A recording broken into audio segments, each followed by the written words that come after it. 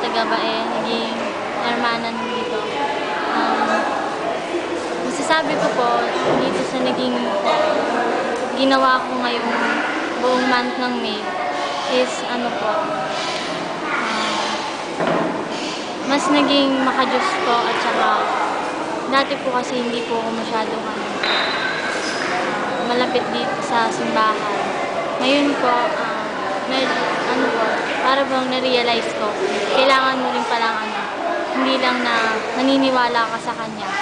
Kailangan, ginagawa mo yun. Tsaka sa edad ko pong to, nagawa ko po, nagampanan ko po yung gawaing ganito. Kasi 16 pa lang ako, tapos yung iba kong mga kasama mas matatanda na sa akin.